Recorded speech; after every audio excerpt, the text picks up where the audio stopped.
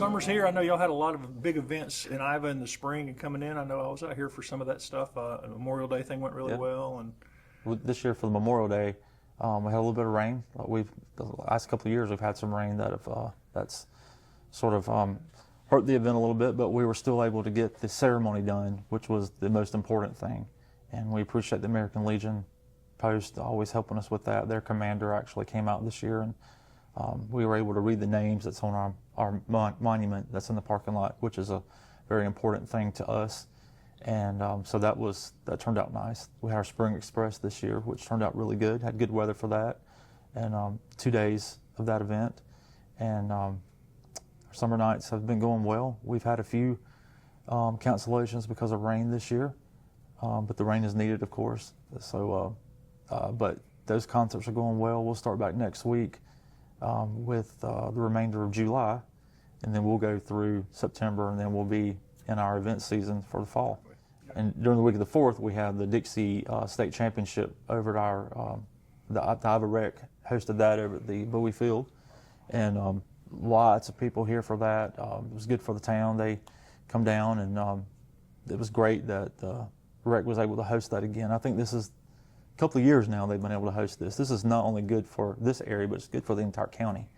And so some pretty big crowds. It's a big crowd, and so I know it's great that we're able to have it down here. And of course the coaches and all those that are involved with Iva Rec, they do such a good job in keeping the fields and everything looking good over there, and it's a well-ran organization. So it was good to be able to host this again this year. Budget, what were y'all big budget challenges this year? Well, the cost goes up on everything, and so we're able to, it's a small town, we have to make sure we're able to meet our needs, and so got the budget passed, and it's not too, it's very similar to what we've done in the past, and so we hope that we'll be able to get through another year. That's our plan. And small towns have some pretty unique challenges when it comes to budgeting, right? It does. Cost goes up, and with us, it's difficult because you don't want to raise the cost for the services that we provide, because people, we want to leave as much money in somebody's wallet as possible. They have to live. They have to meet their own needs and everything else. But it's difficult. But I think we were able to get through the budget without increases this year that are going to hurt anybody. That was the goal. And so glad let the council, the mayor and council, take care of that, and they were very mindful of what needs to be done, and got through that process. So that sets us on pace for another year. We are looking at a 4-way stop, working with the DOT on that, over on East Green Street and Betsy Street. We have, over the last couple, well, I guess last year was the first school year with the school buses in town. Most people here know that the school District 3 bus lot is in town now, so those buses leave out every morning, and they travel different routes to get to their routes. And one of the roads they use is Betsy Street. So we've been working with the DOT to get a 4-way stop on that one. And so that'll help with the bus routes in the morning, and the people who live on the road. It'll kind of calm traffic down some. Not a heavily traveled road, but it will help with the buses. So that'll be happening fairly soon. And we're just ready for fall. It's been hot, and I know people are excited. We did have a nice 4th of July celebration. It was the Sunday before the 4th. We had lots of people in town, and a lot goes into that. We want to thank the school district for letting us use the ball field this year. Well, it's the school bus lot now. We're able to get all the buses moved up to Crescent for the day. The fire department, our local fire department here, shot the fireworks for us, and we always, they do such a good job in doing that. This year was a little bit more involved in it because we had to get all the buses moved, but they had a good flat surface to shoot the fireworks. Our police department was essential in helping us with the traffic and making sure everything was coordinated in terms of where the traffic was, where the cars were parked, where people was at. And then Ron's Fireworks supplied us with the fireworks. And then we had a concert with the Combo Kings that was good, had food vendors in the parking lot. So that was a nice festive day, sort of a small town America feel. It was very good. And the fireworks were great this year. Great weather. It was a good event. It was hot, and the inflatables, we had a water slide, so a lot of kids enjoyed that. So that was good. So I guess that was really the end event for summer, and then One we'll of be the big moving things into. since the last time we met, though, is the library open. Yeah, that's a big deal. And how has that been received since they've been open? Well, you'll have to get the numbers from them, but it appears that more people are visiting the library. I see more people up there in the parking lot, and nothing but good comments. Everybody was really surprised and amazed at how beautiful it is. It's very modern. It's very clean. What it's done for the downtown looks great. It's a beautiful building.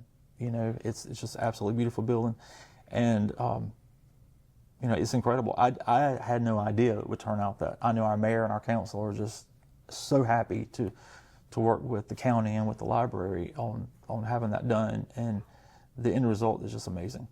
And we hope we're going to have that same effect with the dime store when that transforms into the new museum, and we'll be starting that soon.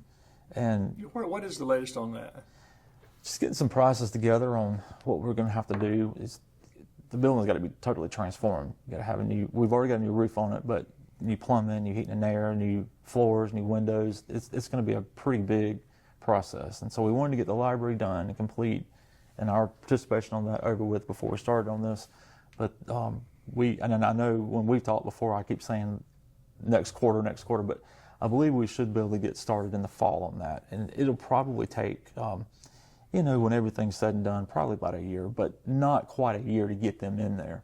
But once we get them in there, there'll be some more things that we'll need to do. But is that bringing more interest in downtown, having the library there and knowing the dime store's coming? Well, when the library was almost complete, we did have some folks that called us, and we met with them to look at some of the storefronts that are up there that are empty, that said, we want to be a part of downtown. We want to be a part of this, and we're kind of following up with those now to see what's going to work. But yeah, absolutely, it has engaged a lot of interest there. Any other economic news? Well, the Jackson Mill property is still, that seems to be the most interest. We've said this multiple times. We just want the right development up there. It's such a huge piece of property, and it needs to be done right, because once something goes there, it's there. And so we've been holding out in hopes that we're going to be able to work with the right company and get something done. And talks are always ongoing. So it's nothing that's just kind of left in the back, whatever. We are working on different things, and different studies and all these things have been complete. That is a very valuable piece of property in town, and we want it done right, because that will be the future of the town. And we may not get to be involved in it, but future generations will. And so I just want to make sure it's done right. And hopefully we'll be able to announce something soon, once we have something to announce. We've had a lot of things that we thought were going to work out that have fallen through for whatever reason, and still engaged with people that have good ideas, and something will eventually happen up there that'll be good for everybody. Is that sort of the biggest piece of open land the city has still coming in right there? That is the biggest piece of land, and that is seems to be the hot piece, the hot topic, or that seems to be the area where we think that's going to have the good development, that's going to really provide a good future for the town. There are other places along 81 as well that are in town that have the potential to be good commercial properties. The town doesn't own those properties, but good development could occur there. And so I think once the Jackson Mill property develops, it's just going to spread out to the others, and it may still be a couple of years down the road, but it will eventually happen. There's still some housing developments going on in town. Our goal has been to make sure that empty lots where houses once were are backfilled with houses, and that's what we've been working on, and we still have a lot of those in the works in the future. So the housing plans in town are not dying off by no means. We never wanted we never wanted rapid growth. We've always wanted slow, controlled growth, and it seems to be that's seems to be the direction we're going in. Developments depend on rooftops. If you want a good development in town, if we really want to see Jacksonville developed into something, the people have to be here to support it. And so while we have a great population and we have good people here, developers want to see more. And so we're trying to be consistent with growth in town and consistent with growth outside of town. And the two seem to be doing well right now. It's not rapid, but it's ongoing. So that's been good for us. Other kinds of businesses y'all are trying to recruit right now, or y'all still working on? Or well, not necessarily. I mean, we hear all the time people who want a certain franchise in town, who want a certain supplier in town for whatever reason, and obviously we hear those, but we have to be realistic about what can go here and what will work here. It's a very small town, and so a lot of people are just not going to look at this area because it is a small rural area. But as we grow, we are starting to get the attention of some possible franchises that people have mentioned over the years. But the key to this is more wheels on 81 and more rooftops going up. And we're trying to control that because people are very proud of the rural area here. People want property, people want acreage and all that. And I don't think people mind driving to Anderson, people don't mind driving to Hartwell, but obviously you do want some of those services here a little bit more closer to town. And so as we work on those things, we have to take into account what can we do, what is realistic, what does the community want, and what are they willing to, it's going to take more houses. It's going to take a population increase. These things are essential. And just making those things work has been, I don't want to say it's been a challenge because it's a work in progress. It's going to happen regardless. This area down here is there's a lot of land here. So as the county grows, as the population increases in the county, it's eventually going to make its way here. And we see that all the time. I mean, it's all over the southern part of the county. You see development. What you see, though, is you see more properties where there's acreage. You don't see tight subdivisions going in down here. And so that's good, but developers want to see lots of rooftops. And so it's a challenge, but it's something that is sort of going to work its own self out. But as the town, within the town, yeah, there's a lot of things that we want to see done. And our mayor and council have been very committed to working with any business or development that will show interest. And I think the next couple of years we're going to start to see those things happen.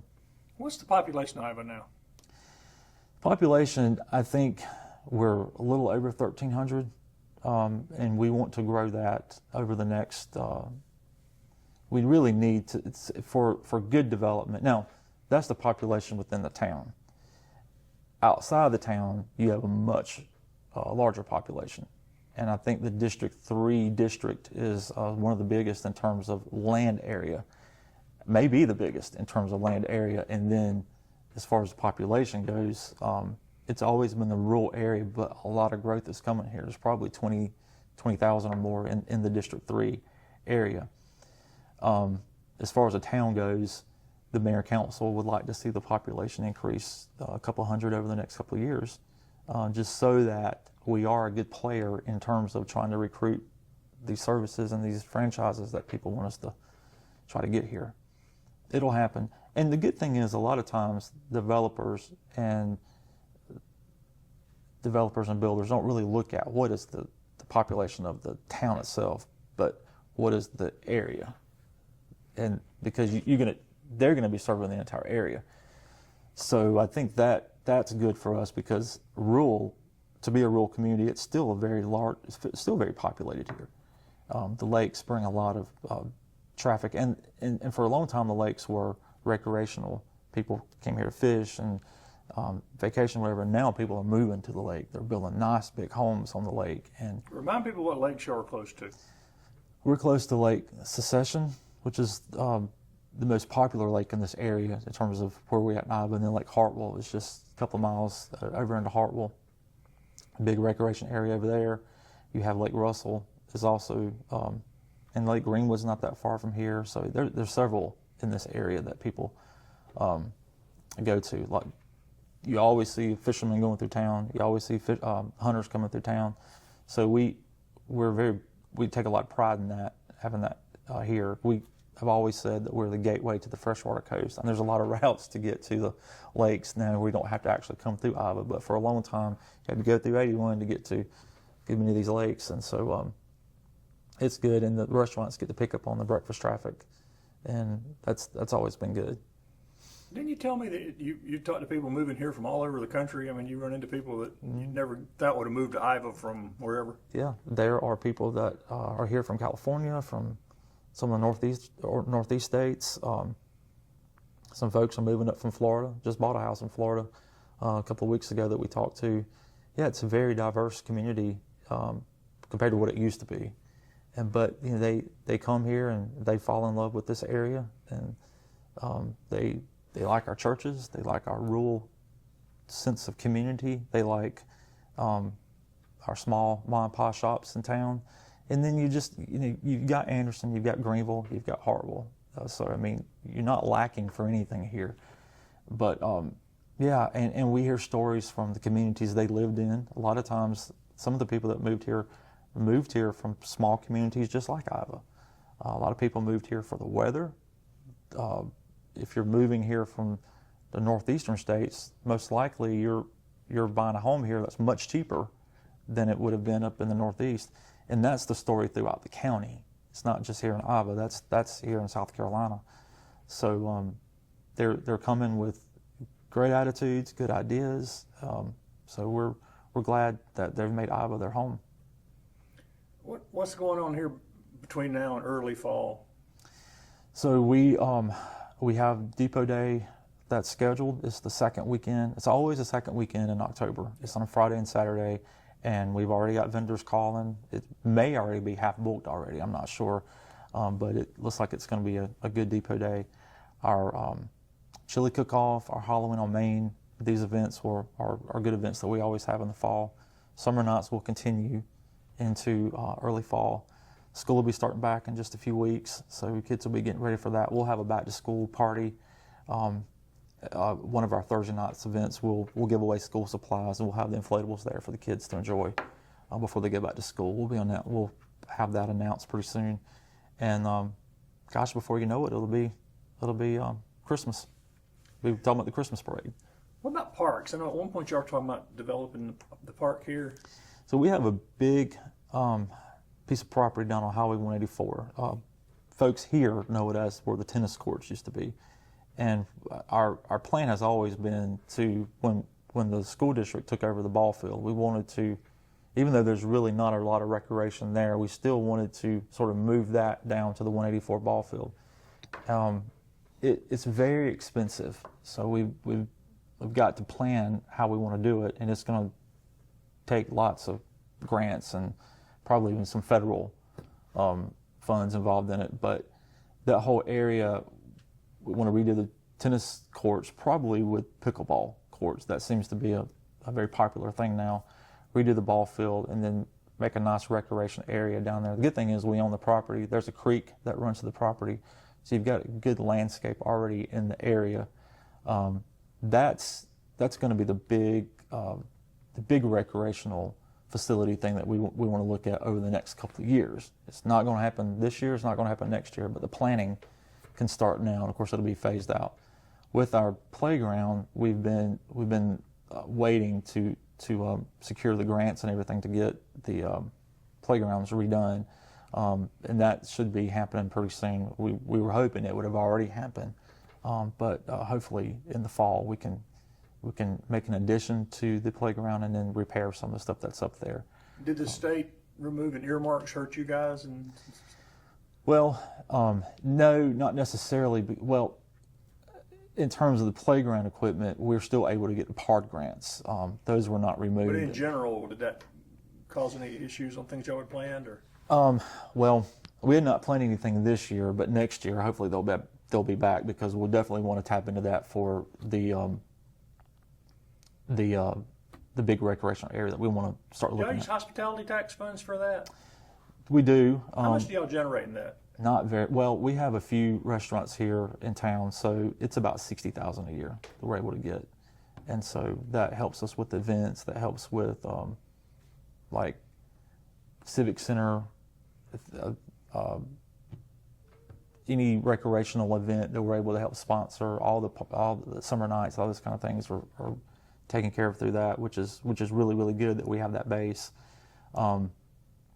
But to do a project the size of the ball field, that's a lot of money. So that's hospitality funds won't be able to generate enough to take care of that. That'll definitely have to be a lot of grant money. And that's something that we want to look at. Like I said, that's probably a 5-year phase. We want to look at what the growth is going to be and how well it will be used. Pickleball, obviously, we hear a lot of people say Iva needs a pickleball court. The baseball field, a lot of that is at Parker Bowie Complex now, but we still have a lot of teams that will practice on our fields here. So we want to make sure those look good.